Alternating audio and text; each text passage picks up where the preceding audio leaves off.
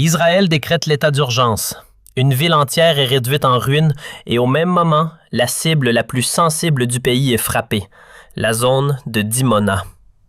Et ce n'est pas seulement la centrale nucléaire la plus importante d'Israël, mais aussi le cœur de son programme atomique, y compris son arsenal nucléaire. Juste après cet impact, Donald Trump est totalement sorti de ses gonds et a menacé d'anéantir entièrement l'Iran. Il a lancé un ultimatum de 48 heures, et la réponse des mollahs a été tellement violente que j'en ai moi-même été choqué. Mais l'information la plus explosive reste encore à venir, et elle concerne l'Europe. Alors reste bien jusqu'à la fin. La nuit dernière a été d'une intensité incroyable. Elle m'a même choqué.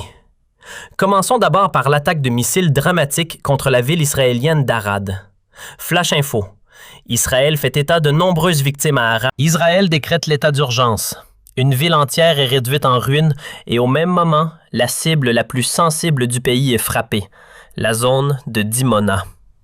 Et ce n'est pas seulement la centrale nucléaire la plus importante d'Israël, mais aussi le cœur de son programme atomique, y compris son arsenal nucléaire.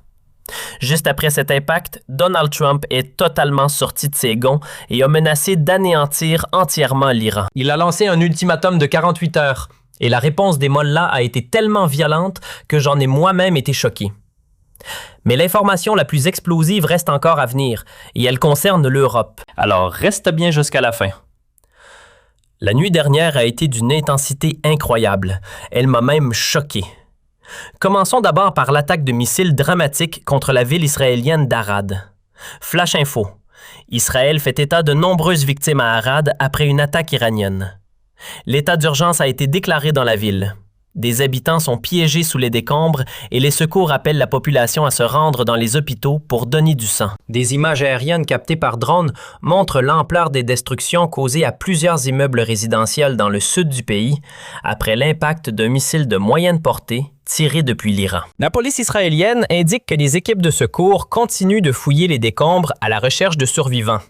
Plus de 100 victimes et il n'est toujours pas certain que tout le monde a été retrouvé. Vous voyez donc à quel point cet impact a été critique. Et ce qui est frappant, c'est que la colère de la population ne se dirige pas contre l'Iran, mais contre le gouvernement de Netanyahou. Et pourquoi? Le commentaire suivant résume parfaitement la situation. La défense aérienne du sud d'Israël n'est plus opérationnelle. Dimona et Arad sont totalement sans protection. Plus de 20 morts et plus de 100 blessés à cause de seulement 2 missiles. Israël semble désormais contraint de décider quelles villes doivent survivre et lesquelles seront laissées sans défense. Et cela suggère très clairement qu'Israël est à court de missiles de défense aérienne et que Netanyahou doit désormais décider quelles villes sont prioritaires et lesquelles seront laissées sans protection. Mais vous savez ce qui est encore plus choquant? Même le site le plus critique du pays n'est plus défendu.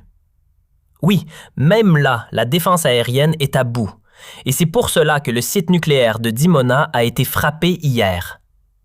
Plusieurs explosions ont été signalées dans le désert du Negev. Les médias israéliens parlent d'impact en 3 points différents de Dimona. Selon certaines informations, un bâtiment de 3 étages aurait été touché, avec de nombreux blessés. Des unités de l'armée israélienne sont en route vers les lieux. C'est là que se trouve le centre de recherche nucléaire du Negev, véritable cœur du programme atomique israélien.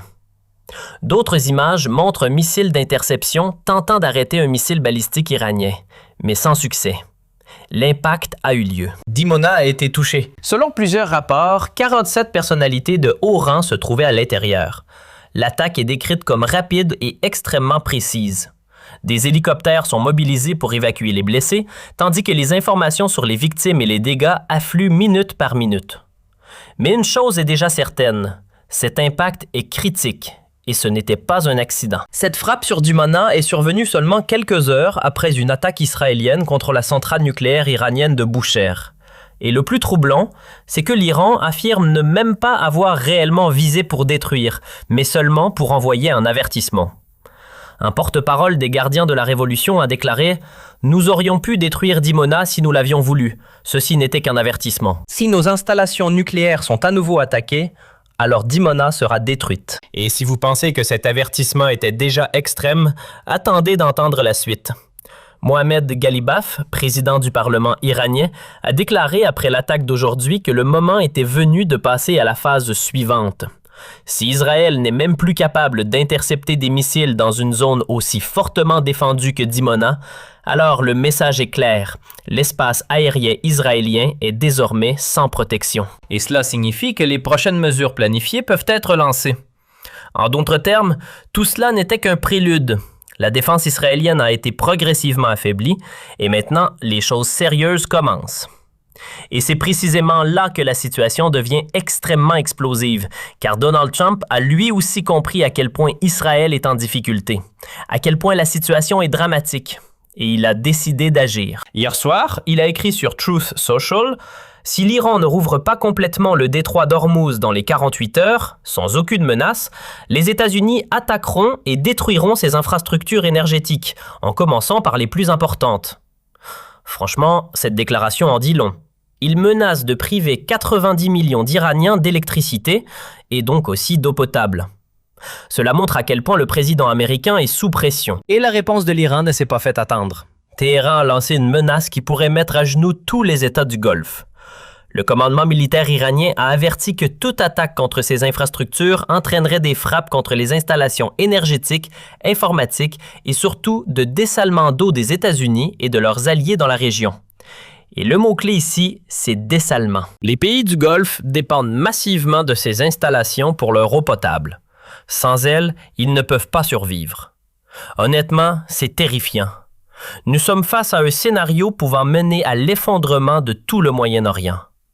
Ces menaces croisées pourraient provoquer une catastrophe humaine sans précédent. Mais attendez, ce n'est toujours pas fini. Le journal Bild rapporte que selon le Daily Mail, un sous-marin nucléaire britannique aurait été déployé en mer d'Arabie. Équipé de missiles Tomahawk, il serait positionné pour d'éventuelles frappes à longue portée en cas d'escalade. Et là, une question simple se pose. Pourquoi les Britanniques envoient-ils un sous-marin nucléaire au large de l'Iran? Les menaces de Trump et de l'Iran ne suffisent-elles pas déjà? Faut-il maintenant ajouter la menace nucléaire? Tout cela devient incontrôlable et franchement, les mots me manquent. Et les premières conséquences directes sont déjà visibles. Le Bitcoin s'est effondré immédiatement après l'ultimatum de Trump.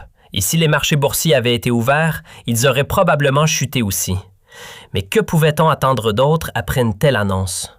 Et si vous pensez que c'est déjà le pire, accrochez-vous. Vous vous souvenez de l'information selon laquelle l'Iran aurait tiré une super missile vers la base américaine de Diego Garcia?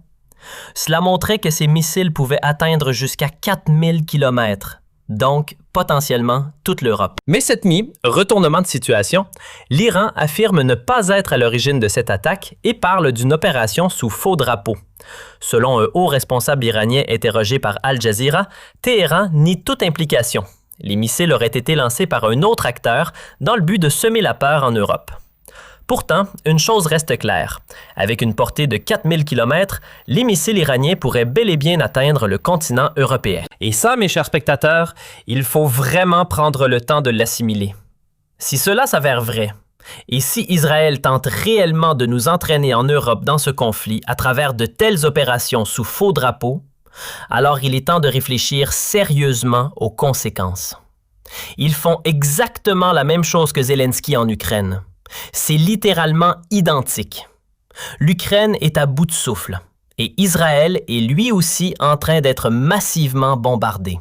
Et c'est précisément pour cela que ces deux pays cherchent à impliquer l'Europe et l'OTAN dans cette guerre, dans l'espoir de renverser la situation et de vaincre l'ennemi. Et c'est pour cela que je veux vous montrer encore deux vidéos choquantes pour terminer. D'abord, vous voyez ici des images d'hier en Israël. Le système Iron Dome semble à peine fonctionner et l'Iran enchaîne les frappes les unes après les autres. Ensuite, regardez ces images